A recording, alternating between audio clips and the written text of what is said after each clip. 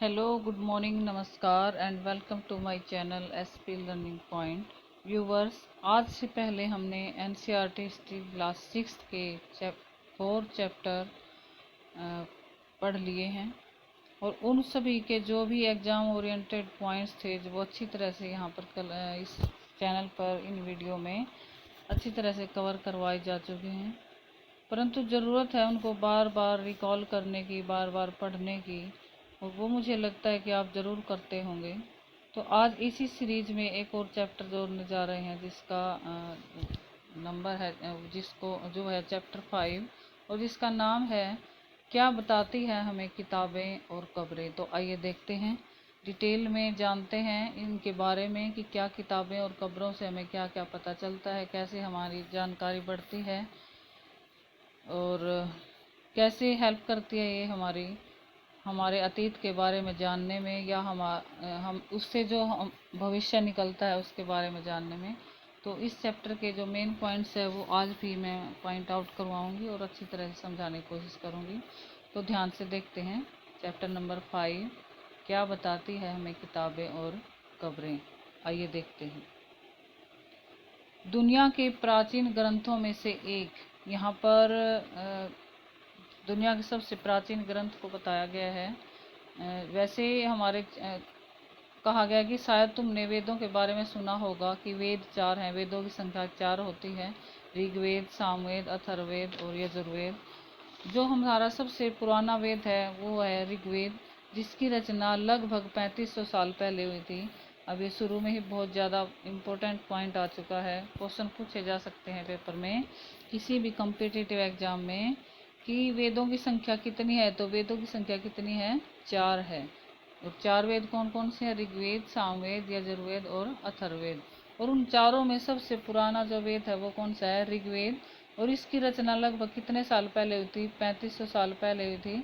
ऋग्वेद में कितनी प्रार्थनाएं हैं? तो इसमें 1000 से ज़्यादा, यानी इसमें 1028 प्रार्थनाएं हैं जिन्हें सूक्त कहा गया है। और सूक्त का क्या मतलब होता है? जिन्हें अच्छी तरह से बोला गया हो, यानी सूक्त का मतलब भी पूछा जा सकता है। ऋग्वेद में कितने ऋचाएं हैं ये भी पूछा जा सकता है, कितने सूक्त हैं। तो कितने सूक्त हैं? 1028 सूक्त हैं।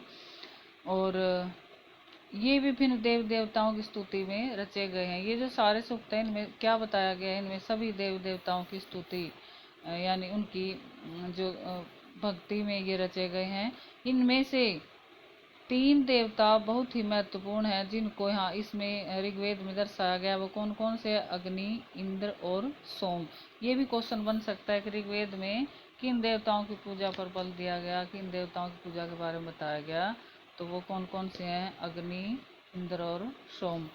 अग्नि आग के देवता, इंद्र युद्ध के देवता और सोम एक तरह के पौधा है जिसमें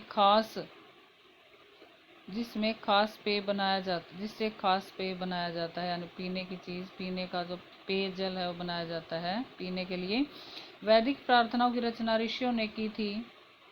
ये जो रचनाएं हैं ऐसा माना जाता है कि इनकी रचनाएं किसने की थी? ऋषियों ने की थी। आचार्य विद्यार्थियों को उन्हें अक्षरों, शब्दों और वाक्यों में बांटकर सस्वर पाठ द्वारा कंठस्थ करवाते थे। यानी ऋचाओं को जो उनके आचार्य होते थे, ऋषि होते थे, विद्यार्थियों को क्या करवाते थे? उनको वाक्यों और शब्दों में बांटकर उनको सस्वर उच्चारण के साथ कंठस्थ यानी याद करवाते थे। अधिकांश सूक्तों के रचयिता सीखने और सिखाने वाले पुरुष थे। कुछ प्रार्थनाओं की रचना महिलाओं ने भी की थी। ऋग्वेद की भाषा प्राक संस्कृत या वैदिक संस्कृत कहलाती है। तो ऋग्वेद की भाषा कौन सी है? पाक प्राक संस्कृत या वैदिक संस्कृत, यानी जो पुरानी संस्कृत थी, जो पौराणिक, जिसको प्राक संस्कृत बोला जाता है, वेदों की संस्कृत बोला जाता है, वो इसकी भाषा थी। तो ऋग्वेद की भाषा के बारे में क्वेश्चन पूछा जा सकता है। जो आज तुम स्कूल में पढ़ते हो वो भाषा इससे भिन्न है। आगे देखते हैं।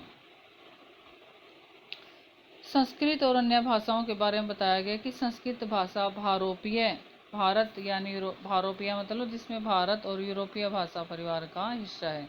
यानी जो हमारी संस्कृत भाषा है वो किसकी? भारोपीय परिवार की भाषा का एक हिस्सा है। और जो हमारी हिंदी भाषा है, हिंदी भाषा वो भी किसका हिस्सा है? वो भी भारोपीय भाषा परिवार का ही हिस्सा है। तो संस्कृत और हिंदी दोनों ही भारोपीय परिवार का हिस्सा है, अगर ये क्वेश्चन कहीं पर पूछा जाता है तो। भारत की कई भाषाएं जैसे असमिया, हिंदी, गुजराती, कश्मीरी, सिंधी, एशियाई भाषाएं जैसे फारसी तथा यूरोप की बहुत सी भाषाएं, अंग्रेजी, जर्मनी, यूनानी, इतालवी, स्पेनिश आदि इसी परिवार से जुड़ी है। ये जो सारी भाषाएं बताई गई हैं, ये सारी भाषाएं किस परिवार की हैं? भारोपीय परिवार की भाषाएं हैं। तो इसमें से कोई भी क्वेश्चन पूछा जा सकता है। उन्हें एक भाषा परिवार इसलिए कहा गया है क्योंकि आरंभ में उनमें कई शब्द ऐसे थे, जैसे उदाहरण के लिए मातृ संस्कृत में माँ हिंदी और मदर अंग्रेजी, यानी ये मिलते जुलते थे। उपमहाद्वीप में दूसरे भाषा परिवारों की भाषाएं बोली जाती हैं। उदाहरण के लिए पूर्वोत्तर प्रदेशों पूर्वोत्तर जो प्रदेश थे उनमें तिब्बत बर्मा परिवार की भाषाएं बोली जाती थी। तमिल, तेलुगु, कन्नड़ और मलयालम द्रविड़ भाषा परिवार से संबंधित थी, जबकि झारखंड और मध्य भारत के कई हिस्सों में बोली जाने वाली भाषाएं ऑस्ट्रो और एशियाटिक परिवार से जुड़ी हुई थी। ये सारा का सारा जो है very very important examination point of view से, तो इसको ध्यान से दोबारा से पढ़ना है और ये जो पॉइंट्स बताए गए हैं इनको बार बार याद करना है। आगे देखते हैं, हम जिन किताबों को पढ़ते हैं वे लिखी और छापी गई हैं। ऋग्वेद का उच्चारण किया जाता है, सुना जाता है, उसको सुना जाता है था, ना कि पढ़ा जाता था। रचना के कई सदियों बाद इसे पहली बार लिखा गया था। इसे छापने का काम तो मुश्किल से 200 साल पहले ही हुआ।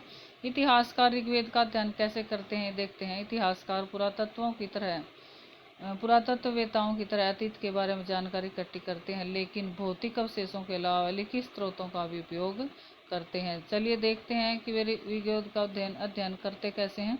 ऋग्वेद के कुछ सूक्त वार्तालाप के रूप में विश्वामित्र नामक ऋषि और देवियों के रूप में पूजित दो नदियां व्यास और सतलुज के बीच यह संवाद एक ऐसे ही सूक्त का एक अंश है। तो यहाँ पर दिखाया गया है कि ये ऋग्वेद की पांडुलिपि का एक पेज है जो जिसको खोजा गया होगा। भुज वृक्ष की छाल पर लिखी यह पांडुलिपि कश्मीर में पाई गई थी और लगभग 150 वर्ष पहले ऋग्वेद को सबसे पहली बार छापने के लिए इसका उपयोग किया गया था। इसी पांडुलिपि को देखकर अंग्रेजी में अनुवाद तैयार हुआ और यह पांडुलिपि पुणे के महाराष्ट्र के एक पुस्तकालय में सुरक्षित है। तो कहाँ सुरक्षित है ये सारी जो चीज़ है इसमें 2-3 पॉइंट आ जाते हैं, ये सारे जरूरी हैं, इनको ध्यान से पढ़ना है। अब ये केवल संवाद बताया गया है, ये कोई जरूरी नहीं है। आगे देखते हैं, मवेशी, घोड़े और रथ। ऋग्वेद में मवेशियों, बच्चों और घोड़ों की प्राप्ति के लिए अनेक प्रार्थनाएं हैं। घोड़ों को लड़ाई में रथ खींचने काम लाया जाता है। इन लड़ाई में मवेशी जीत कर लाए जाते थे।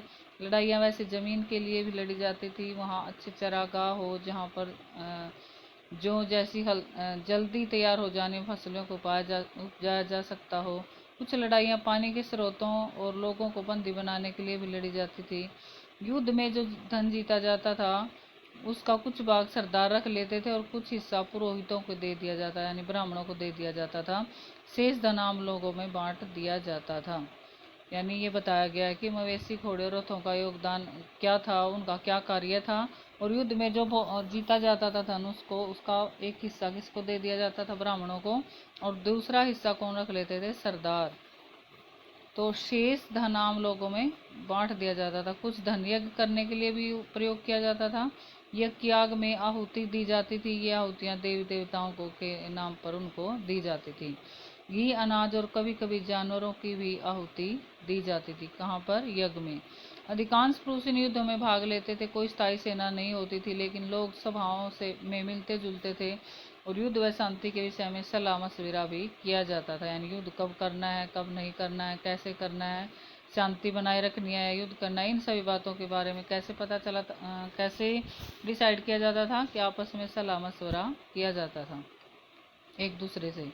वहाँ ये ऐसे लोगों को अपना सरदार चुनते थे जो बहादुर और कुशल योद्धा थे। यानी इस काम के लिए अनुभवी व्यक्तियों को चुना जाता था, कि लोगों को सरदार चुना जाता था अपना, और सरदार किस आधार पर चुनते थे? जो बहादुर और कुशल योद्धा उन्हीं को सरदार चुना जाता था। लोगों की विशेषता बताने वाले शब्द, यानी ऐसे शब्द भी हैं जिनसे लोगों की विशेषताएं पता चलती हैं। लोगों का वर्गीकरण काम, भाषा, परिवार या समुदाय, निवास स्थान या सांस्कृतिक परंपरा के आधार पर किया जाता रहा है। लोगों के बारे में जो पता चला है, उनके काम के बारे में, उनके परिवार या समुदाय या वो जहाँ पर रहते थे, इन सारी जो सामाजिक बातें हैं, इनके आधार पर लोगों के बारे में बताया गया, यानी उनका वर्गीकरण किया गया है। ऋग्वेद में लोगों की विशेषता बताने वाले कुछ शब्द इस प्रकार हैं, उन्हें देखते हैं। ऐसे दो समूह हैं जिनका वर्गीकरण काम के आधार पर किया गया है। एक तो पुरोहित, जिन्हें कभी कभी ब्राह्मण भी कहा जाता था, जो यज्ञ वगैरह किया करते थे, यानी जो यज्ञ वगैरह करते थे, अनुष्ठान करते थे, उन लोगों को पुरोहित या ब्राह्मण का नाम दिया गया। और दूसरे लोग थे, वो क्या थे? राजा थे। राजा वैसे नहीं थे जिनके बारे में तुम बाद में पढ़ोगे। ये ना तो बड़ी राजधानी और महलों में रहते थे और ना ही उनके पास सेना थी, यानी इस तरह की राजा नहीं थे कि जो अपने महलों में रहते थे, राजधानियां थी जिनकी और जो बड़ी सेना रखते थे। और ना ही ये कर वसूल किया करते थे। प्राय राजा की मृत्यु के बाद उसका बेटा अपने आप ही शासक नहीं बन जाता था, यानी वंश के आधार पर शासन नहीं था उस टाइम। जनता या पूरे समुदाय के लिए दो शब्दों का प्रयोग होता था। एक था जन, जिसका प्रयोग हिंदी व अन्य भाषाओं में आज भी होता है, और दूसरा था विश्व, जिसे वैश्य शब्द कहा जाता है, जो वैश्य शब्द से निकला है।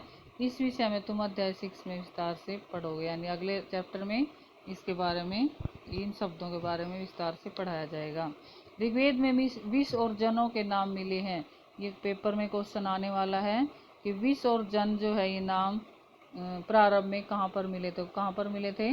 विश्व और जनों के नाम ऋग्वेद में सबसे पहले मिले थे।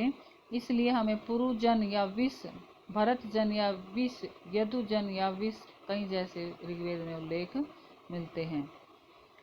जिन लोगों ने प्रार्थनाओं की रचना की, वे कभी कभी खुद को आर्य कहते थे तथा विरोधियों को दास या दस्यु कहते थे। दस्यु वे लोग होते थे जो यज्ञ नहीं करते थे और शायद दूसरी भाषाएं बोलते थे, यानी जो लोग संस्कृत नहीं बोलते थे, दूसरी भाषाएं बोलते थे और जो यज्ञ नहीं करते थे, उनको क्या नाम दिया गया?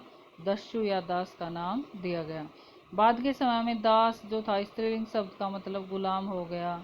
दास वे स्त्री और पुरुष होते थे जिन्हें युद्ध में बंदी बना लिया जाता था, यानी जिन्हें युद्ध में हराकर उनको बंदी बना लिया जाता था, उनको अपना दास या गुलाम बना लिया जाता था राजा के द्वारा या सरदारों के द्वारा। तो उनको क्या नाम दिया गया? दस्यु या दास। उन्हें उनके मालिक की जायदाद माना जाता था। जो भी काम मालिक चाहते थे वह सब उनको करना पड़ता था। जिस युग में उपमहाद्वीप के उत्तर पश्चिम में ऋग्वेद की रचना हो रही थी, उसी समय दूसरी जगहों पर एक अलग तरह का विकास हो रहा था। देखो वहाँ क्या हो रहा था, ये देखते हैं।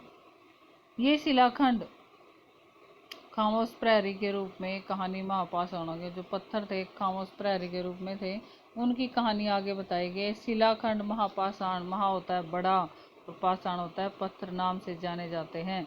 ये पत्थर दफन करने की जगह पर दो लोगों द्वारा बड़े करीने से लगाए गए थे। इनको दफन नहीं किया गया था, बल्कि इनको बड़े तरीके से लगाया गया था। महापाषाण कब्रें बनाने की प्रथा लगभग 3000 साल पहले शुरू हुई। ये पॉइंट इम्पोर्टेंट है। एक तो महापाषाण, महा मीन्स बड़ा और पाषाण मीन्स पत्थर। इसका अर्थ जो है वो पूछा जा सकता है पेपर में। जैसे मोहनजोदड़ो का अर्थ पूछा जाए तो मोहनजोदड़ो का अर्थ क्या होता है? मृतकों का टीला। तो ऐसे यहाँ इसका अर्थ भी पूछा जा सकता है। महापाषाण कब्रें बनाने की प्रथा कब शुरू हुई थी? तो लगभग 3000 साल पहले इसको शुरू किया गया था। और यह प्रथा दक्कन, दक्षिण भारत, उत्तर पूर्वी भारत और कश्मीर में प्रचलित थी। ये सारा इम्पोर्टेंट है, इसको ध्यान से पढ़ना चाहिए। कई बार पुरातत्वविदों को गोलाकार सजाए हुए पत्थर मिलते हैं, कई बार अकेला खड़ा पत्थर मिलता है। ये सारे एकमात्र प्रमाण है जो जमीन के नीचे कब्रों को दर्शाते हैं। आइए देखते हैं आगे। ये दृश्य दिखाया गया है ऊपर, ये जो है कि ये एक इस तरह की ताबूत समाधान शिष्ट कहा जाता है इसको। यहाँ दिखाए गए शिष्ट में कोर्ट हॉल, बड़ा सुराख है जो शायद पत्थरों से बने हुए कमरे में जाने का एक रास्ता था। इधर देखते हैं, इन सब कमरों में कुछ समानताएं हैं। सामान्यतः मृतकों को खास किस्म के मिट्टी के बर्तनों के साथ दफनाया जाता था, जिन्हें काले लाल मिट्टी के बर्तनों ब्लैक या रेड वेयर के नाम से जाना जाता था। इनके साथ ही लोहे के औजार, हथियार, घोड़ों के कंकाल और सामान तथा पत्थर और सोने के गहने भी मिले हैं। महापाषाण कब्रों से मिले सामान, यानी जो कब्रों से सामान मिले हैं वो सारे कहाँ दर्शाए गए हैं, ये वाले। तो कब्रों से इस तरह के सामान भी वहाँ पर मिले हैं। आगे देखते हैं, लोगों की सामाजिक असमानताओं के बारे में पता करना। पुरातत्वविद यह मानते हैं कि कंकाल के साथ पाई गई चीजें मरे हुए व्यक्ति की जो रही होंगी। कभी कभी अब कब्र की तुलना में दूसरी कब्र में ज्यादा चीजें मिलती हैं। जहां एक व्यक्ति की कब्र में 33 सोने के मनके और शंख पाए गए हैं। यानी ब्रह्मगिरी एक स्थान है जहां पर एक व्यक्ति की कब्र में 33 जो है सोने के मनके और शंख उसकी जो दफनाया गया था उस स्थान पर पाए गए हैं। दूसरे कंकालों के पास सिर्फ कुछ मिट्टी के बर्तन ही पाए गए और यह दफनाए गए लोगों की सामाजिक स्थिति में भिन्नता को दर्शाता है। यानी इसके आधार पर जो भी कब्र में जिस कंकाल के साथ जितना सामान मिलता है उसके आधार पर लोगों की जो सामाजिक स्थिति है उसका पता चलता है। यानी कुछ लोग जो अमीर थे उनके पास ज़्यादा महंगी चीज़ें या महंगे सामान मिलते हैं, ज़्यादा सामान मिलते हैं, और जो सामान्य वर्ग के लोग थे उनके पास, जो गरीब वर्ग के लोग थे उनके पास थोड़ा सामान मिलता है या उनके पास कुछ भी नहीं मिलता। तो जो कब्र में जो सामान मिलता है उसके आधार पर जो सामाजिक स्थिति है, सामाजिक जो समानता है उसका आइडिया जो है वो लगाया गया है। कुछ लोग अमीर थे तो कुछ गरीब, कुछ सरदार थे तो कुछ उनके अनुयायी या उनके रास्ते पर चलने वाले। क्या कुछ कब्रगाहें खास परिवारों के लिए भी थी, ये भी पता चला है। क्या देखते हैं, कभी कभी महापाषाणों में एक से अधिक कंकाल मिले हैं और वे दर्शाते हैं कि शायद एक ही परिवार के लोगों को एक स्थान पर अलग अलग समय पर दफनाया गया था। बाद में मरने वाले लोगों को पोर्ट हॉल के रास्ते कब्रों में लाकर दफनाया जाता था। ऐसे स्थान पर गोलाकार लगाए गए पत्थर या चट्टान चिन्हों का काम करते थे। यहाँ लोग आवश्यकता अनुसार शवों को दफनाने दोबारा आ सकते थे। इमाम गांव के एक विशिष्ट व्यक्ति की कब्र। इमाम गांव जो था वहाँ पर एक विशिष्ट व्यक्ति था, उसकी जो कब्र थी उसमें से कुछ विशेष चीज़ें मिली हैं। तो कहा गया कि मानचित्र में इनाम गांव को खोजिए। यह भीमा की सहायक नदी घोड़े के किनारे की एक जगह है। भीमा की जो सहायक नदी है घोड़ उसके किनारे के स्थान का नाम है। इस जगह पर 3600 से 2700 साल पहले लोग रहते थे। यहाँ वयस्क लोगों को प्राय गड्ढे में सीधा लिटाकर दफनाया जाता था। उनका सिर किस तरफ होता था, उत्तर की तरफ होता था। कई बार उन्हें घर के अंदर ही दफनाया जाता था। ऐसे बर्तन जिसमें उन्हें खाना या पानी पीना हो उनके साथ ही दफना दिए जाते थे, यानी शवों के पास रख दिए जाते थे। तो ये इम्पोर्टेंट पॉइंट है यहाँ पर कि एक तो भीमा की सहायक नदी घोड़ के किनारे की जगह इनाम गांव, ये पूछा जा सकता है। और दूसरा पूछा जा सकता है इस जगह पर 3600 से 2700 साल पहले लोग रहते थे। तो इस जगह पर कितने समय कौन से समय में यहाँ पर रहने के प्रमाण मिले हैं, तो वो 3600 से 2700 साल पहले यहाँ पर लोगों के रहने के प्रमाण मिले हैं। और है कि वयस्क लोगों को प्राय गड्ढे में सीधा लिटाकर दफनाया जाता था। तो उनका कैसे दफनाया जाता था ये भी पूछा जा सकता है कि उनको प्राय सीधा लिटाकर दफनाया जाता था। उनका सिर किस तरफ होता था, उत्तर की तरफ होता था। और कई बार उन्हें कहाँ दफना दिया जाता था, घर के अंदर भी दफना दिया जाता था। तो एक आदमी को 5 कमरों वाले मकान के आंगन में 4 पैरों वाले मिट्टी के एक बड़े से संदूक में दफनाया गया था, ऐसा पता चला है। वहाँ से ऐसे प्रमाण मिले हैं कि बस्ती के बीच में बसा यह गांव के सबसे बड़े घरों में से एक था। इस घर में एक अनाज का गोदाम भी था और सब के पैर जो थे मुड़े हुए थे। इससे क्या अंदाजा लगाया जाता है कि हो सकता है जो मिला है सब वो किसका हो सकता है, वो एक सरदार का हो सकता है। क्योंकि हो सकता है कि उनका जो दफनाने की जो परंपरा है, जो संस्कार है, वो उस तरीके से किया जाता हो।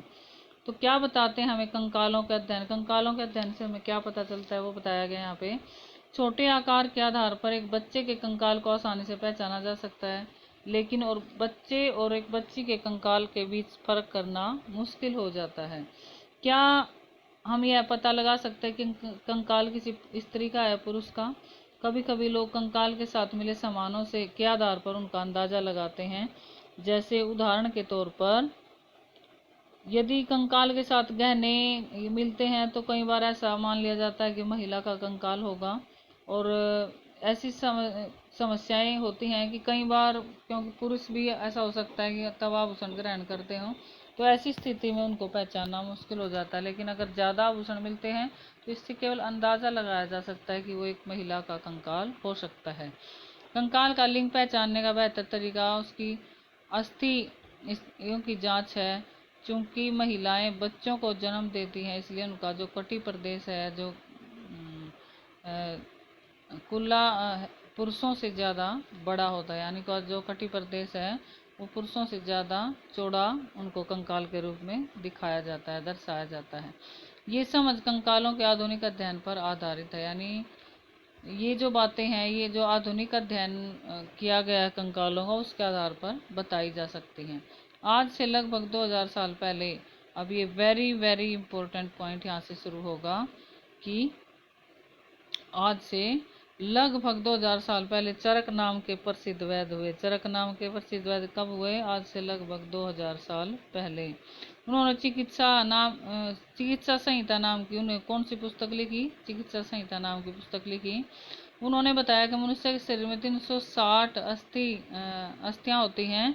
शरीर रचना विज्ञान की 206 अस्थियों से काफ़ी ज़्यादा है। उन्होंने बताया कि मनुष्य के शरीर में 360 अस्थियां होती हैं और उनकी रचना विज्ञान की 206 अस्थियों से काफ़ी ज़्यादा है।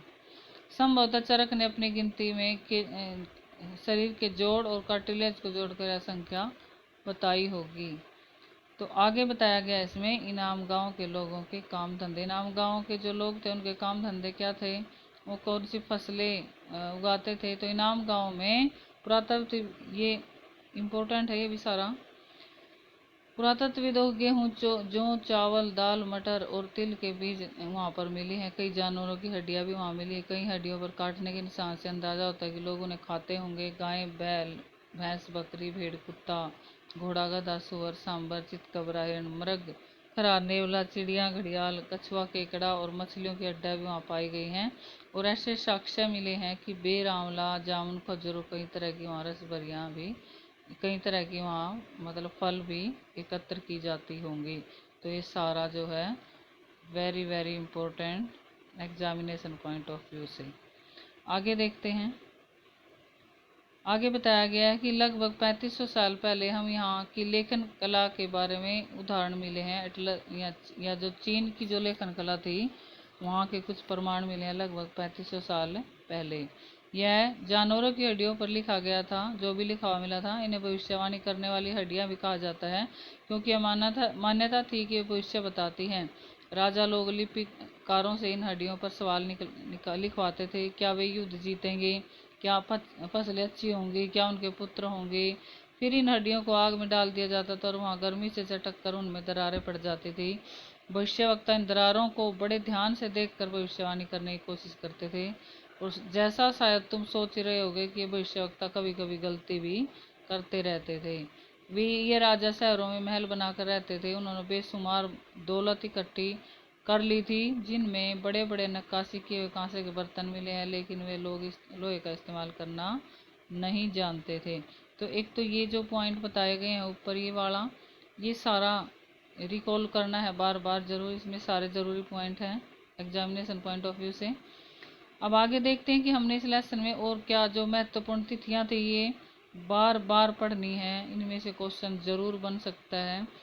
जैसे कि वेदों की रचना कब हुई थी? लगभग 3500 साल पहले। ऋग्वेद में कितने सूक्त थे? 1028, यानी 1000 के लगभग इसमें बताए गए हैं। तो कहीं कहीं पुस्तकों में 1028 भी लिखा हुआ लिखने के प्रमाण मिलते हैं। वो ऑप्शन के आधार पर है कि जो ऑप्शन दिया होगा क्वेश्चन में उसी के अनुसार आपको आंसर देना है। इसके बाद है कि महापाषाणों के निर्माण की शुरुआत हुई थी लगभग 3000 साल पहले। इनाम गांव में कृषकों का निवास कब तक पता चला? 3600 से 2700 साल पहले। चरक संहिता जो थी लगभग कितने साल पहले उसका पता चला? कब लिखी गई थी? 2000 साल पहले। तो इनको बड़े ही ध्यान से सारी चीज़ों को दोबारा से पढ़ना है।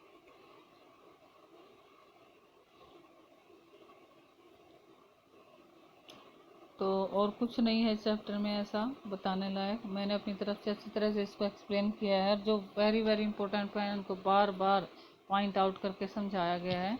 और मैं आपसे भी गुजारिश करती हूँ ये ऐसा मतलब कि आपसे ये गुजारिश है कि ये बार बार जो इम्पोर्टेंट पॉइंट बताए जाते हैं उनको ध्यान से पढ़िए, ताकि आपकी अच्छी तैयारी हो सके एग्ज़ाम्स की। तो ठीक है, अगर इस वीडियो को अच्छी तरह से मतलब इस वीडियो के आधार पर मैंने कोशिश की है एक अच्छी आपको समझाने की इस चैप्टर को, तो ज़रूर इसको लाइक और शेयर कीजिएगा और घंटी का निशान ज़रूर दबाइए, ताकि इस अगले चैप्टर जो मैं डाल रही हूँ एनसीईआरटी हिस्ट्री के, वो आपको लिंक वो आपको मिल सके और आप अच्छी तरह से तैयारी कर सकें। और प्लीज़ सब्सक्राइब ज़रूर कीजिए मेरे चैनल को, ताकि क्योंकि इससे मुझे मोटिवेशन मिलता है आपके लिए और अच्छी तरह से काम करने का, आपके लिए और अच्छी तरह से वीडियो बनाने का। तो thanks once again and have a nice day.